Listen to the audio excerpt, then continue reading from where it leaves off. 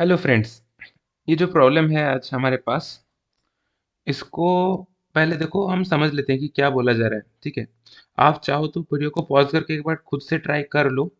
उसके बाद आपके सॉल्यूशन और हमारे सॉल्यूशन को देखेंगे। ठीक है, तो देखो क्या बोला जा रहा है कि तीन पॉजिटिव इंटीजर्स है, उसमें से ये इक्वेशन है जो भी लिखा हुआ है उसको आप इक्वेशन में लिखोगे तो पहला टर्म ये आएगा, दूसरा टर्म आएगा ये a plus c by two equals to 7।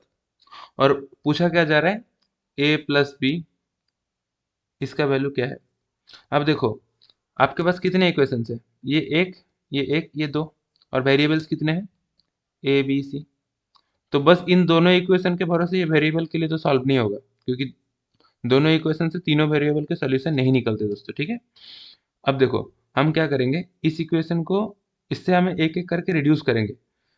तो रिड्यूस क्या करेंगे, तो देखो कि पहला टर्म में दिया गया था, कुछ दिया गया था जो भी, तो आप उसको तोड़ के लिखोगे तो आएगा a plus b by two plus c by two equals to 5।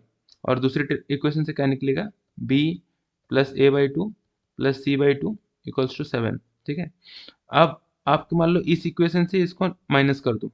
हम ये क्यों कर रहे हैं, क्योंकि हमें सी वाली टर्म्स हटानी है, क्योंकि आप देख रहे हो एंड में क्या ए प्लस बी के टर्म्स में आंसर चाहिए, तो हमें सी वाली टर्म्स हटानी है।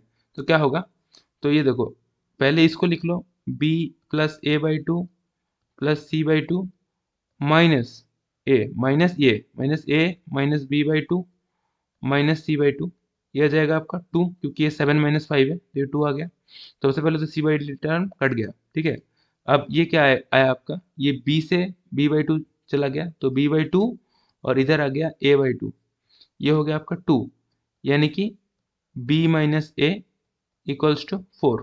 पहला टर्म, पहला इक्वेशन जो आपको चाहिए वो ये आ गया। ठीक है, अब अब देखो अब हम क्या करेंगे, ये b का एक वैल्यू आ गया दोस्तों, है ना।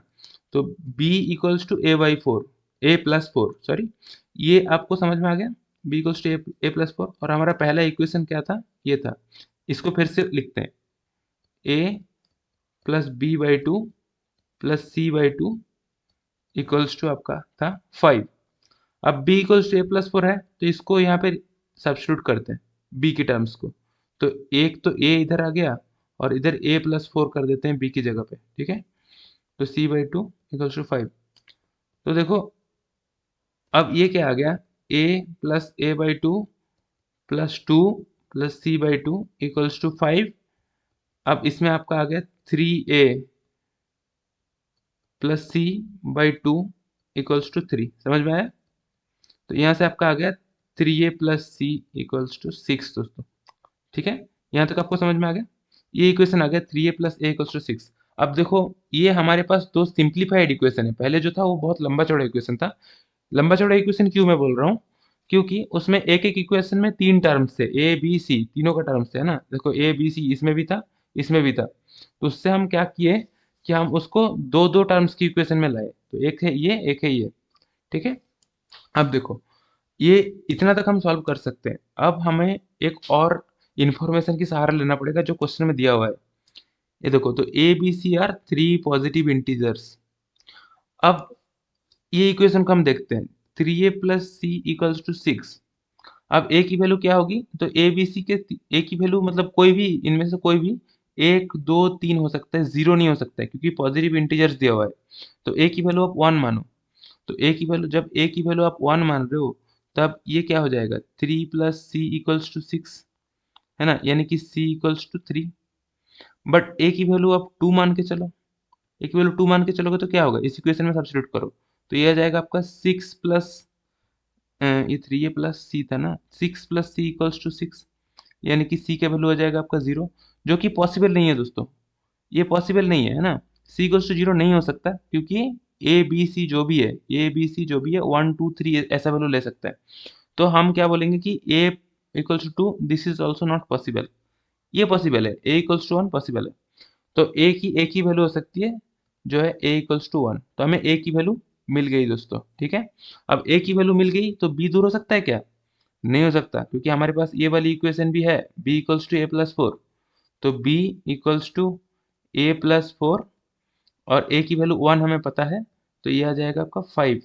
तो यानी कि हमें हमें करना क्या था, सॉल्व क्या करना था दोस्तों, a प्लस बी के वैल्यू हमें निकालनी थी, है ना। तो अभी हमारे पास b के वैल्यू है, a के वैल्यू है, तो a प्लस बी क्या हो जाएगा, ये आ जाएगा आपका 1 + 5 यानी कि 6। ये हमारी सॉल्यूशन दोस्तों, ठीक है। ये हमारा आंसर आ गया 6। तो इस तरह से इस टाइप ऑफ प्रॉब्लम को हम सॉल्व कर सकते हैं। एक बार रिकैप कर देता हूँ। रिकैप में सबसे पहले हमें क्या था कि हमें ऐसी दो इक्वेशंस दिए गए थे जिन दो इक्वेशंस में तीन तीन टर्म्स थे, ए b C.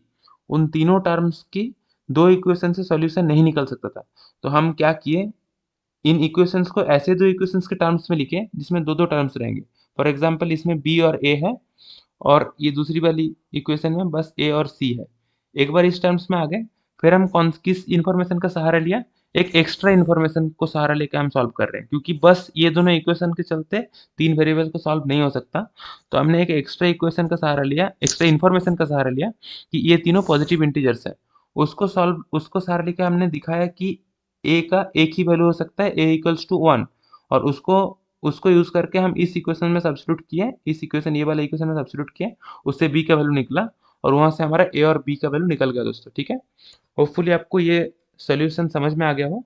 In in that case हमारे वीडियो को आप लाइक कर दो, चैनल को सब्सक्राइब कर लो सिमिलर टाइप ऑफ वीडियोस देखने के लिए, similar type of problem solve करने के लिए। उससे आपका जो प्रिपरेशन है वो सही ढंग से चलते रहेगा, यूट्यूब में आपका टाइम वेस्ट नहीं होगा। फिर मिलते हैं एक नए वीडियो में एक नए प्रॉब्लम के साथ, तब तक के लिए बाय।